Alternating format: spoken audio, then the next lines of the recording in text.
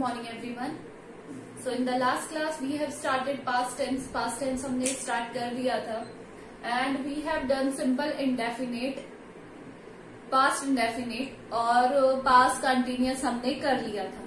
Now today we are going to start past perfect tense. So today we will study past perfect tense. Past perfect tense की पहचान ये होती है कि उनके लास्ट में जो क्या लगा हुआ होता है, चुका था, चुकी थी, चुके थे, ये सारी उनकी पहचान होती है. जैसे मैं खाना खा चुका था, या मैं अखबार पढ़ चुकी थी, या वे बाजार जा चुके थे. Right. So the general definition या फिर इसमें जो हम हेल्पिंग वर्ब यूज में लेते हैं वो होती है had.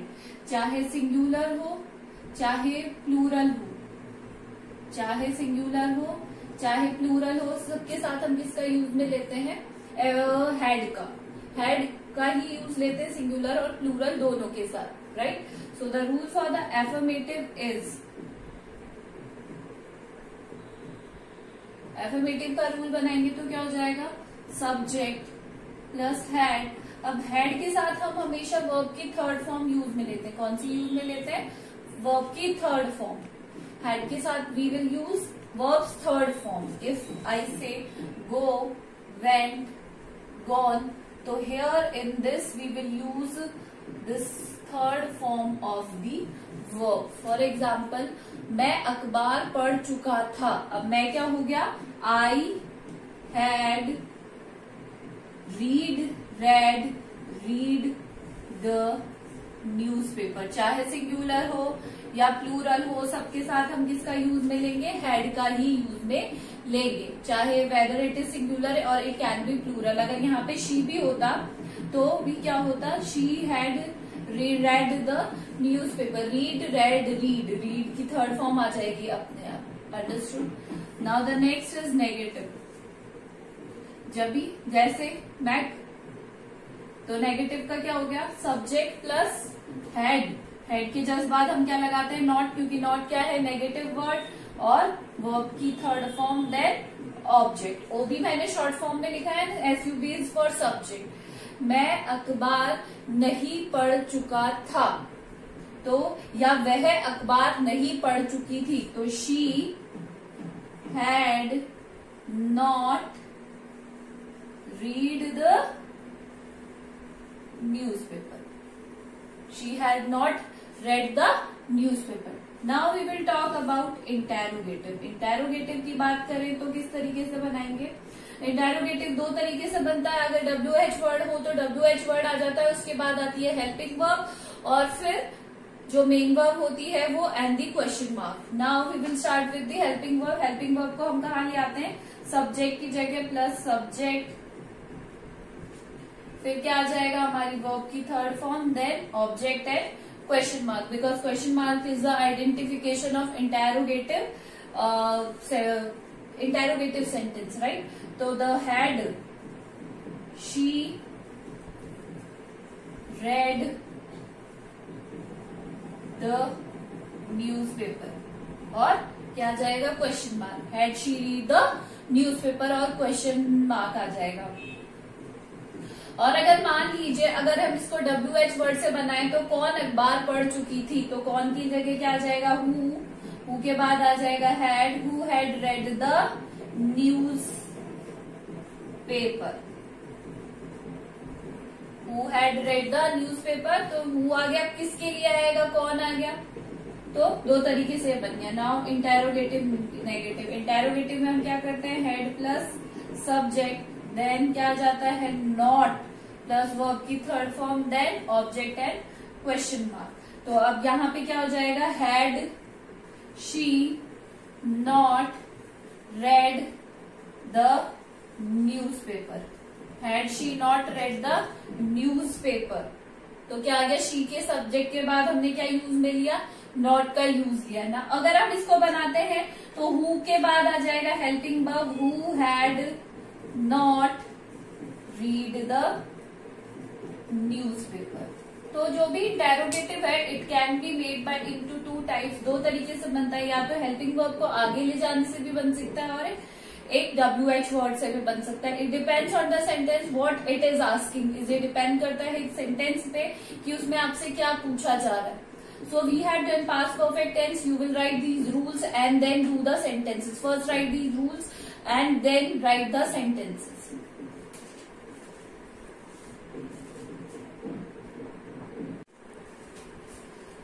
Now we will start past perfect continuous tense. Past perfect continuous tense start करेंगे। past perfect continuous tense में क्या पहचान होती है, इसमें क्या लगा होता है, रहा था, रही थी, रहे थे, ये सब लगा रहता है लास्ट में।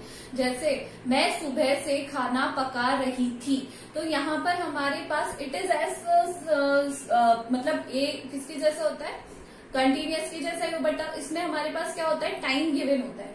नाउ द हेल्पिंग वर्ब हम जो इसमें यूज में लेते हैं वो होती है हैड बीन। क्या यूज में लेते हैं हम इसमें, हैड बीन। अगर हम बात करें जनरल एफर्मेटिव की, एफर्मेटिव सेंटेंस की, तो इसमें हमारे पास क्या यूज में लेते हैं हम इसके साथ, सब्जेक्ट, और हेल्पिंग वर्ब यूज में लेते हैं हम हैड बीन। यानी हैड तो हमने पास्ट परफेक्ट में यूज लिया था, इसके साथ क्या यूज में लेते हैं, बीन। हैज हैव, जैसे प्रेजेंट कंटिन्यूअस में हम किसका यूज लेते थे, हैज हैव के साथ बीन का। उसी तरीके से इसमें चाहे सिंगुलर हो चाहे प्लूरल हो, दोनों के साथ हैड बीन का यूज आएगा। देन वर्ब की फर्स्ट फॉर्म में आईएनजी, वर्ब की फर्स्ट फॉर्म में क्या लगेगी, आईएनजी। देन सिंस या फॉर, पहले क्या आएगा, सिंस या फॉर, पहले टाइम आएगा, ऑब्जेक्ट, उसके बाद आएगा सिंस या फॉर, उसके बाद क्या आएगा, सिंस या फॉर, और फिर आएगा टाइम, फिर क्या आएगा, लास्ट में टाइम आएगा। लास्ट में हम क्या यूज में लेंगे, टाइम। जैसे मैं सुबह से खाना पका रही थी, तो यानी आई के साथ क्या यूज लेंगे, हैड बीन। अब कौन सी क्रिया हो रही है, खाने की क्रिया, बनाने की, पकाने की हो रही है, तो कुक फर्स्ट फॉर्म में, तो क्या लग जाएगा इसमें, आईएनजी। ऑब्जेक्ट क्या हो गया, द फूड। अब मैंने आपको लास्ट टाइम बताया था, since is use for definite time and for is use for indefinite time. जब हमें एक्यूरेट टाइम पता होता है तब हम सिंस का यूज करते हैं, और फॉर का यूज करते हैं जब इनडेफिनिट टाइम के लिए, पीरियड ऑफ टाइम के लिए। तो यहाँ पे कब से बना रही है, सुबह से, तो सुबह एक एग्जैक्ट टाइम है, सुबह एक ही पहर में होती है, तो क्या हो जाएगा इसके लिए, सिंस टाइम क्या आ जाएगा, since the morning. She had been cooking the food since morning. Understood. Now we will talk about negative. Negative के बाद आ जाएगा सब्जेक्ट प्लस हैड। हैड के जस्ट बाद आप नॉट का यूज करेंगे, had not been, verbs first form ING, object, then since और फॉर और टाइम। तो अगर इसी सेंटेंस को कवर करेंगे तो I had not been cooking the food since morning. Understood, right. Now interrogative. Interrogative हमेशा दो तरीके से बनता है, एक तो बनता है हेल्पिंग वर्ब आगे ले जाने से, और एक बनता है WH वर्ड से। सबसे पहले हेल्पिंग वर्ब क्या होगी, हैड। अब हैड के साथ आप बीन आगे नहीं लाएंगे, पहले आएगा सब्जेक्ट और फिर आएगा आपका बीन। मतलब हैड के यहाँ के उसके साथ ही आप बीन का यूज नहीं लेंगे, you will write been after subject, then verb first form ING, then since या फॉर, या और उसके बाद आएगा आपका टाइम। तो इसी को सबसे पहले हम हैड आगे आ जाएगा, हेड के जस्ट बाद आई सब्जेक्ट आएगा, फिर आएगा been cooking the food since morning, और एक चीज इंटेरोगेटिव की क्या होती है, क्वेश्चन मार्क, तो क्वेश्चन मार्क आ जाएगा। ये तो हो गया क्या मैं सुबह से खाना पका रही थी। अब एक क्वेश्चन ये भी बनता है कि कौन सुबह से खाना पका रहा था या पका रही थी। तो कौन के लिए हम किसका यूज में लेते हैं, हु का। ये हो गया हमारा WH वर्ड वाला हु के जस्ट बाद। अब हु की जगह किसने ले लिया, सब्जेक्ट की जगह किसने ले लिया, हु ने। बाकी सेंटेंस रिमेन सेम रहेगा, would, had been, helping verb same रहेगी, सिर्फ सब्जेक्ट को हम रिप्लेस करेंगे। Had been cooking the food since morning.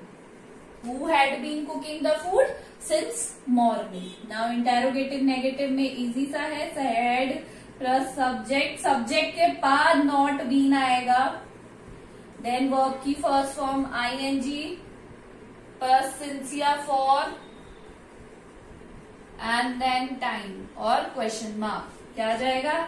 Had I not been cooking the food since morning, question mark, और फिर आ जाएगा, अगर इस वाले को बनाते हैं हु हैड, हैड के जस्ट बाद आएगा not been cooking the food since morning और क्वेश्चन. अंडरस्टूड. तो कौन सी हमने पास्ट परफेक्ट कंटिन्यूअस में हमने कौन सी हेल्पिंग वर्ब यूज ली? Had been. हैड बीन के हैड चाहे सिंगुलर हो चाहे प्लूरल हो, सबके साथ हम हैड का यूज करेंगे. So we have done past perfect and past perfect continuous हमने कंप्लीट कर लिया है.